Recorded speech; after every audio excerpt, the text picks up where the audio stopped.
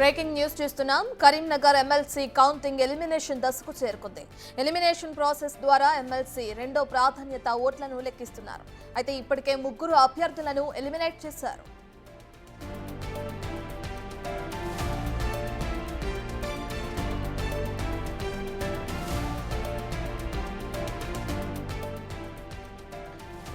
కరీంనగర్ కి సంబంధించిన MLC counting మనం చూస్తున్నాం. ఇప్పటికే 2 దఫాలుగా కౌంటింగ్ అనేది పూర్తయింది. ఇప్పటికే కౌంటింగ్ కి సంబంధించి ఎలిమినేషన్ దశకు చేరుకున్నట్లు కూడా మనకు అర్థమవుతుంది.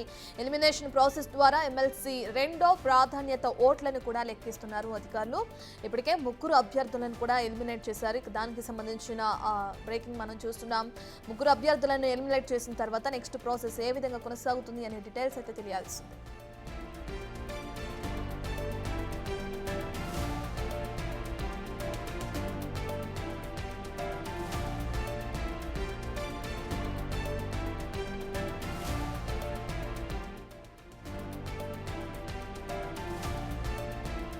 ఇదే విషయానికి సంబంధించిన పూర్తి డీటెయిల్స్ అందించడానికి కరీంనగర్ నుంచి మా ప్రతినిధి శ్రీనివాస్ లైవ్ లో జాయిన్ అవుతున్నారు. Right Srinivas, over to you.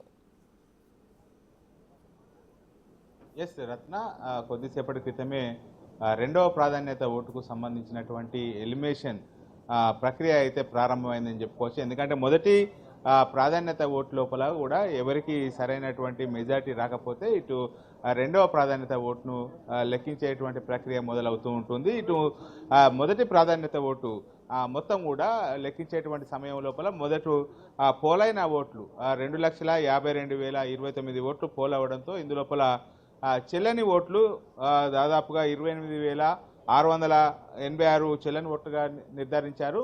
అయితే గెలుపు కావాలి అనుకుంటే, ఎందుకంటే 50%కు ఒక ఓటు నిర్ధారించినటువంటి పరిస్థితి లోపల ఇటు గెలవాలంటే 1,11,672 ఓట్లు రావాల్సి ఉంటుంది. ఈ నేపథ్యం లోపల ఎవరికి కూడా 1,11,672 ఓట్లు రాకపోవడంతో ఇప్పుడు రెండవ ప్రాధాన్యత ఓట్లను లెక్కిస్తున్నారు. ఈ నేపథ్యం లోపల ఇటు ప్రధానంగా 53 మంది పోటీలో ఉన్నా కానీ ప్రధానంగా 3 అభ్యర్థుల మధ్యనే ప్రధాన పోటీ నెలకొన్నటువంటి పరిస్థితి కనబడుతుంది. ఎందుకంటే 3 అభ్యర్థులు ఇటు బీజేపీ తరఫున పోటీ చేసినటువంటి చిన్నమైల అంజిరెడ్డి, తర్వాత కాంగ్రెస్ పార్టీ తరఫున పోటీ చేసినటువంటి ఆల్ఫోర్స్ విద్యా సంస్థల అధినేత నరేందర్ రెడ్డి, తర్వాత బీఎస్పీ తరఫున పోటీ చేసినటువంటి హరికృష్ణ, వీళ్ళ 3 కూడా ఎక్కువ ఓట్లు షేర్ చేసుకోవడంతో అయితే ఇప్పుడు మిగతా అభ్యర్థులు 53 మంది లోపల మిగతా 50 మంది అభ్యర్థులు చాలా తక్కువ మొత్తం లోపల ఓట్లు గెయిన్ చేసుకోవడం జరిగింది. మిగతా అందరికీ కలిపి వచ్చినటువంటి ఓట్లు కేవలం 16,784 ఓట్లు మాత్రమే వాళ్ళు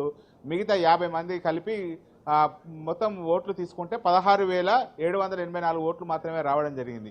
సో ఈ నేపథ్యం లోపల ఈ 16,784 ఓట్లు ఖచ్చితంగా గెలుపును అయితే రెండవ ప్రాధాన్యతతో గెలుపును నిర్ధారించేటువంటి అవకాశం లేకపోవడంతో ఆ తర్వాత ఉన్నటువంటి 3వ స్థానం లోపల ఉన్నటువంటి హరికృష్ణ ఓట్లు అయితే ఇప్పుడు ఎలిమినేషన్కు వచ్చేసరికి అయితే కీలకంగా మారనున్నటువంటి పరిస్థితి కనబడుతుంది. ఎందుకంటే ఇటు హరికృష్ణకు సంబంధించినటువంటి ఓట్లు మరి ఇటు బీజేపీకి సంబంధించినటువంటి అంజిరెడ్డి తనకు అనుకూలంగా మార్చుకున్నాడా, లేకపోతే కాంగ్రెస్ పార్టీకి చెందినటువంటి నరేందర్ రెడ్డి తనకు అనుకూలంగా మార్చుకున్నాడా అనేటువంటిది అయితే ఇప్పుడు ఉత్కంఠ రేపుతున్నటువంటి పరిస్థితి కనబడుతుంది. ఇప్పటి వరకే ఎలిమినేషన్ రౌండ్ లోపల 7 వ్యక్తులు కూడా ఎలిమినేషన్ పూర్తయినటువంటి పరిస్థితి అయితే కనబడుతుంది. ఎందుకంటే కింది నుంచి దాదాపుగా 10 మంది వరకు కూడా చాలా సింగిల్ డిజిట్, డబుల్ డిజిట్ వరకే వచ్చినటువంటి ఓట్లు కావడంతో అయితే ఇటు ఎలిమినేషన్ రౌండ్ లోపల కొద్ది మొత్తంతోనే తొందరగా ఎలిమినేషన్ రౌండ్ అయితే కొనసాగుతున్నది. ముఖ్యంగా ప్రసన్న హరికృష్ణ 3వ ప్లేస్ లోపల ఉన్నటువంటి ప్రసన్న హరికృష్ణకు సంబంధించినటువంటి ఓట్లు ఎవరికి షేర్ అవుతాయి అనేటువంటిది అయితే ఆసక్తికరంగా మారినటువంటి పరిస్థితి కనబడుతుంది. ఇక్కడ బీసీ నినాదంతో ముందుకు వెళ్ళినటువంటి ఎమ్మెల్సీ ఓటుకు వెళ్ళినటువంటి ప్రసన్న యొక్క హరికృష్ణ సంబంధించినటువంటి ఓట్లు ఎక్కువగా బీజేపీకే షేర్ అయ్యేటువంటి అవకాశాలుగా ఉన్నట్టుగా అయితే తెలుస్తుంది. ఎందుకంటే కాంగ్రెస్ పార్టీ టికెట్ ఆశించాడు, ఆ టికెట్ రాకపోవడంతోనే అప్పుడున్నటువంటి పరిస్థితి లోపల బీఎస్పీ పార్టీ లోపల చేరి బీఎస్పీ పార్టీ తరఫున హరికృష్ణ పోటీ చేసినటువంటి నేపథ్యం లోపల ఇటు హరికృష్ణ చాలా పెద్ద మొత్తం లోపల కూడా ఓట్లు తనకు అనుకూలంగా మార్చుకున్నాడు. ఇప్పుడు హరికృష్ణకు సంబంధించినటువంటి దాదాపుగా 60,619 ఓట్లు, ఈ 60,619 ఓట్లు ఒకవేళ నరేందర్ రెడ్డికి గెలవాలి అంటే రెండో ప్లేస్ లోపల ఉన్నటువంటి నరేందర్ రెడ్డి గెలవాలంటే 60,000 ఓట్లు గంపగుత్తగా ఇటు నరేందర్ రెడ్డికి పడ్డట్లయితేనే నరేందర్ రెడ్డి గెలిచేటువంటి అవకాశం ఉంటుంది.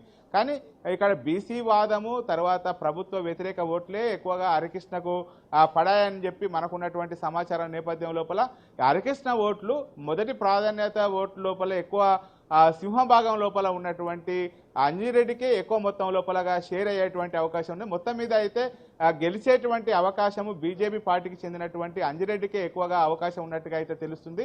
మొత్తానికి చూడాలి, ఇప్పటివరకే 7 ఎలిమినేషన్ అయ్యారు, మరి ఇంకా ఎలిమినేషన్ ప్రక్రియ కొనసాగుతున్నది. 53 మంది పోటీలో ఉన్నటువంటి నేపథ్యం లోపల ఇటు 7 ఎలిమినేషన్ అయ్యారు కాబట్టి ఇంకా మనకు మధ్యాహ్నం 3 గంటల వరకు 3-4 గంటల వరకు తుది ఫలితం వెలువడేటువంటి అవకాశం ఉన్నట్టుగా అయితే తెలుస్తుంది రత్న మనకు. Right, thank you Srinivas.